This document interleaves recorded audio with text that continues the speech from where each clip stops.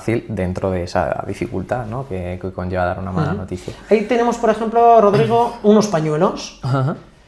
Cuando un paciente se sienta delante mío, jamás, si se ha puesto a llorar, yo hago esto. Jamás. Se nos ha caído el tapón. Yo jamás le ofrecería los pañuelos. Los pañuelos están ahí. Y el doliente los ve. Si los quiere, que los coja. Escoge él. Pero si yo hago el gesto de ofrecerle los pañuelos, es una forma de decirle, me incomodan tus lágrimas. Y en procesos de gestión de malas noticias, las lágrimas no pueden incomodar, porque las lágrimas también están enfocadas a sanar. El profesional tiene que estar lo suficientemente trabajado para comprender que no puede cortocircuitar, que lo que tiene que hacer es favorecer. Y en caso de, será el doliente quien elija cuándo y cómo coger ese pañuelo y cuándo y cómo secarse las lágrimas. Qué bueno. Qué bueno. Y ligado un poco a todo esto, que nos han comentado muchas situaciones, ¿no? Sí. Que ya no es la comunicación de malas noticias, sino que es la comunicación en general, ¿no? Y volviendo a una parte diferente, pero bueno, también similar, ¿no? Y es esa comunicación que puede tener algún médico en un lenguaje muy técnico, ¿no? Escuchamos mucho a veces cuando vamos a consulta, cuando vamos al hospital, que el médico, no sé por qué razón, si porque también está en una posición o en ese rol como médico, o le sale solo, o lo hace adrede, o bueno, no es consciente de ese lenguaje tan técnico que a veces utiliza, ¿no? De cara a comunicarse con Sí. el paciente, ¿no?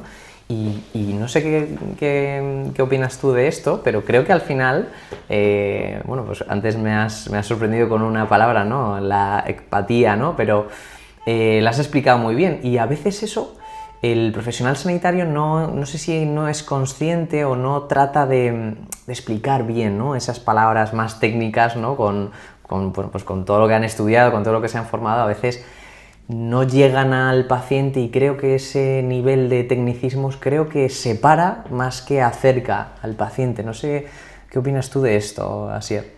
Sí, pero vamos a romper una lanza a favor de los sanitarios, de los médicos, del equipo asistencial, enfermeras, enfermeros, porque sí es cierto que la comunicación tiene que ser fluida. Porque si no generas unas distancias que el paciente percibe como un trato incorrecto. De esto se aprende mucho las madres. Yo a mi madre, cuando le pregunto, ¿qué tal el médico? Y me dice, muy bueno, es muy majo, muy agradable. Claro, los pacientes valoran la profesionalidad del médico en línea con competencias de los que ellos son expertos. Y como los pacientes no sabemos de medicina, ¿qué valoramos? Lo majo que es, lo agradable que es y lo bien que nos explica las cosas. Y por un efecto que se llama de sobregeneralización o efecto halo, tú atribuyes cualidades de ese médico competenciales técnicas, cualidades positivas, en torno a cualidades que no tenían nada que ver, como son la amabilidad, o como es el carácter afable, o como es el carácter descriptivo, explicativo de ese profesional, ¿no? Quiero decir con esto que si tú manejas bien la comunicación, tienes mucho ganado con respecto al paciente. Te ve con mejores ojos, la adherencia al tratamiento es mayor porque te va a hacer más caso. No hay una actitud resistente. De alguna forma el paciente piensa, no me caes bien, no voy a hacer lo que tú me digas, no me has hecho sentir cómodo. Yeah. Me caes muy bien, lo que tú me digas puede ser llevado a cabo, ¿no? Por eso hay diferentes técnicas también muy concretas. Por ejemplo, la personalización. Si tú llamas al paciente por el nombre, lo tienes ganado. O, por ejemplo, la alabanza positiva, que a mí me encanta.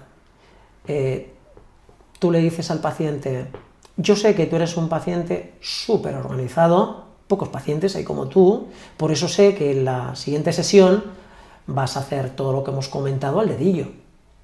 Es decir, tú le dices al paciente lo guapo que es en el caso que haga aquello que tú quieres. O, por ejemplo, lo que llamamos el valor de los favores. Generalmente, cuando tú haces el favor a alguien, imagínate que le ibas a ver dentro de 3 días, pero te pide que le adelantes la consulta y le ves hoy mismo.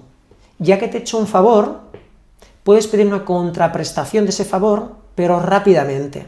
No puedes esperar mucho tiempo, porque si no, el concepto, la potencia de favor se diluye. Por lo tanto, yo le diría, mira, no ha sido sencillo verte hoy, he tenido que mover diferentes citas y consultas, pero finalmente lo hemos conseguido. Aún así te voy a pedir un pequeño favor. Quiero que para la siguiente sesión traigas todas las pruebas ya completas. Por ejemplo. Entonces, ahí, por valor de los favores que llamamos, la posibilidad de conseguir esa adherencia es mucho mayor. Cuestión. Hay diferentes técnicas que pueden ayudar a que la persuasión, el efecto persuasivo y la adherencia al tratamiento se potencie de una forma espectacular. Es lo que llamamos, por ejemplo, los comportamientos oxitocina. ¿Vale? Los comportamientos oxitocina lo que te dice es que hay una serie de comportamientos operativos que cuando tú los pones en juego, la confianza del paciente aumenta. Por ejemplo, está demostrado que la palabra gracias tiene un efecto de impacto de secreción de oxitocina bestial. Tú le dices al paciente, oye, gracias por todo, ¿eh? O, como decíamos antes, tú le dices al paciente, le llamas por su nombre, Rodrigo, que pases un buen día, o que pase un buen día, y el efecto oxitocina aumenta, por lo tanto tu confianza sobre mí aumenta, por lo tanto la percepción que tú tienes sobre mí aumenta, por lo tanto, si tú tienes alguna queja, siempre me la formularás de una forma más amable. En cambio, si no ha habido cierta conexión, tú dices, no me ha gustado nada, hoja reclamaciones, y ya empiezas a mover 20.000 procesos y departamentos para poner tu hoja de reclamaciones. Si hay una relación emocional, esa hoja de reclamaciones no la pones. Fíjate. Pero también es cierto que los profesionales sanitarios de vez en cuando, como si fuera con cuentagotas, tienen que meter un lenguaje, entre comillas, lo que he dicho ahora no lo he dicho sino en presencia de mi abogado, un lenguaje un poquito técnico para ganar ese toque de credibilidad. Lo que pasa que hay profesionales que tú les ves la cara y tú dices, no hace falta que te ganes más credibilidad. Sí. Pelo blanco, Sí. ya tienes más años que Matusalén, Claro. La credibilidad ya la tienes ganada. Pero te puedes encontrar con chicas jóvenes que acaban de terminar la residencia, que, claro, el paciente les va a poner en duda, porque parece que tienen 14 años. Sí. A ese paciente le diría, aunque en principio sea contraproducente, mete alguna palabra técnica para que no te entiendan. Pero una vez ganes la credibilidad, ya tendrás tiempo también de jugar con otros recursos. Sí. Quiero decir con esto que de vez en cuando tienes que jugar con el qué, cómo, cuándo, dónde y por qué. Es decir, qué decir y cómo decirlo y cuándo decirlo. Quizás en algún momento te interese meter algún término técnico para ganarte esa credibilidad y luego ya tendrás tiempo para ablandarlo. Sí. Con cierta amabilidad o ciertos recursos que aumenten esa adherencia al tratamiento. Pero lo maravilloso de la comunicación es que a veces, por ejemplo, a una persona joven le diría, oye, tienes que generar un poquito de impacto, puedes ser amable, puedes ser simpático, pero de vez en cuando que parezca que no te entienden. Bueno, esto igual me escucha alguien, se echa las manos en la cabeza, pero es que es así. No, además, o sea, es verdad que justo lo que vemos es al contrario, que es el perfil de, a lo mejor, médico más senior, ¿no? más mayor, más maduro, el que utiliza estas palabras más técnicas, y justo al contrario, ¿no? La persona, los jóvenes que vienen hoy en día, tratan más, o sea, ven como la comunicación, ¿no? Toda esta parte, digamos, más importante o con un nivel de importancia también mayor que el que claro, tienen, digamos, estos pero perfiles. Pero yo a un chico joven, claro, yo ya tengo 51 años, entonces para mí chico joven es de los 40 para abajo, sí le diría, imagínate que tienes una paciente de 75 años. La paciente te ve como a su hijo. Como a la niña. Y si, o como a su hija, efectivamente. Y si te muestras excesivamente condescendiente, amable, agradable, con un un impacto relativamente suave, te va a ver como a su hija y sobre su hija manda ella. Claro. Y de alguna forma tú tienes que tener cierto impacto y cierta credibilidad para que cuando digas algo también te hagan caso. Ese es el equilibrio que hay que mantener. Por eso uno tiene que hacer también un buen autoanálisis de cuál es el impacto que genera y cómo equilibrar ese impacto para lograr cercanía al mismo tiempo que credibilidad. Porque al final la credibilidad tiene un impacto bestial sobre aquello que decimos. Si tú tienes una imagen asociada a una credibilidad, cualquier cosa que digas te van a hacer caso. Es decir, la adherencia al tratamiento va a funcionar muy bien. Justo. Y en cambio puede ser el mejor profesional del mundo que si no tienes credibilidad, digas lo que digas, no vas a tener un efecto persuasivo sobre el paciente. Totalmente, totalmente. Además que, bueno, yo creo que están apuntando ahí con papel y boli los médicos más jóvenes, porque es verdad que lo que vemos es que nadie se sienta con ellos, tampoco, pues no sé si porque también por el sistema pues no tienen tiempo, a lo mejor los perfiles más mayores, ¿no? Más senior, que puedan transmitir mejor esta información o estas claves. Pero yo creo que son de mucho valor para alguien que, bueno, para todo el mundo, ¿no? Pero justo con lo que acabamos de hablar, para alguien que empieza como médico residente o adjuntos de primeros años, es súper importante. Sí, pero vamos a romper también otra lanza a favor de los sanitarios jóvenes, ¿no? Cuando nosotros hemos estado dando formación, por ejemplo, gestión de malas noticias en oncología, a mí me llama la atención que los más intuitivos, los que se basan también en información más veraz y hacen mejor las cosas son los jóvenes. ¿Por qué? Un chico me decía una vez, es que yo hago un poco de forma intuitiva lo que me apetece y con lo que me sentiría yo cómodo. De alguna forma, entre comillas, no están intoxicados por el tiempo o por premisas o por consejos de todos los gustos y colores o por distorsiones que al final han hecho que en su experiencia vayan elaborando creencias que no son correctas, de qué decir, de cómo decirlo y cuándo decirlo. Entonces, yo me acuerdo de estos chicos, eran relativamente jóvenes, que simplemente actuando por sentido común, realmente hacían las cosas de forma brillante. Pero también es cierto que la diferencia entre ser muy bueno o ser experto es el grado de consciencia con el que dices las cosas. Tú lo puedes hacer de una forma intuitiva, pero si no tienes un grado de consciencia alto, es complicado que esas estrategias perduren en el tiempo.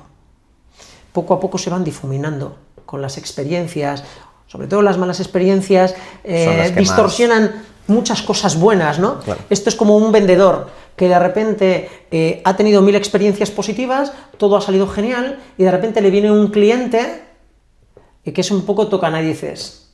Y dice, a partir de ahora ya no voy a volver a ofrecer al cliente esto, aquello. Y lo que te había salido 1000 veces bien por un cliente, rompes esa premisa o rompes ese buen hábito que tenías. Lo que quiero decir es que las experiencias negativas en el ámbito sanitario se suelen dar muy a menudo y distorsionan muchas de las cosas que se hacían bien. Por eso el grado de consciencia sobre lo que hacemos es importante para decir, mira, esto no ha salido bien, pero lo estoy haciendo bien, lo tengo que seguir manteniendo. Y seguir. Sí, y justo con esto, la comunicación, es verdad que es lo más importante, ¿no? La comunicación al paciente, a esas familias, ¿no? Esas situaciones más complicadas, pero a veces se nos da también, no sé cómo lo ves tú, Asier, que dentro del hospital, dentro del equipo, dentro de una empresa, dentro del departamento, pues al final, pues como toda empresa, digo yo, entiendo, ¿no? O como todo servicio hospitalario, puedes tener a un compañero pues que sea menos afín a ti, que te lleves mejor o peor. que incluso pues a lo mejor puedes tener un compañero que te esté haciendo un poco mal, ¿no? Sí. En el día a día, no sé cómo decirlo, ¿no? Ante eso, ¿qué haces, no? Porque ¿cómo gestionas para que el equipo al final tenga una misma dirección, unos mismos objetivos en el ámbito hospitalario, pues para el paciente, para su salud y su bienestar, cuando tienes en casa, ¿no? O cuando tienes en el sitio de trabajo a alguien que, joder, estás a lo mejor pensando, joder, es que lo veo en médicos, ¿no? Mañana me toca guardia con Asier, que es un seta, vamos, ni te habla. Sí, no te habla, súper serio, o qué poco trabaja, Sí. qué vago es, y no voy a sentir, ¿sabes? Si estás con... Bueno, en mi caso sería lo contrario. O este Asier no calla, todo el rato hablando, es que no puede estar ni un momento tranquilo, que también puede pasar. Total. A ver, hay muchas estrategias también Sí. para esto. Tiene que ver con la gestión del estrés. Lo que pasa es que la gestión del estrés no siempre es externa, no siempre es una gestión del estrés sobre las presiones que tengo externas, las presiones del paciente, las presiones de convivir con la enfermedad, Sí. etcétera, etcétera, sino también las presiones internas, es decir, cómo me muevo yo en el grupo, cómo se mueve el grupo conmigo, cómo son mis compañeras, mis compañeros.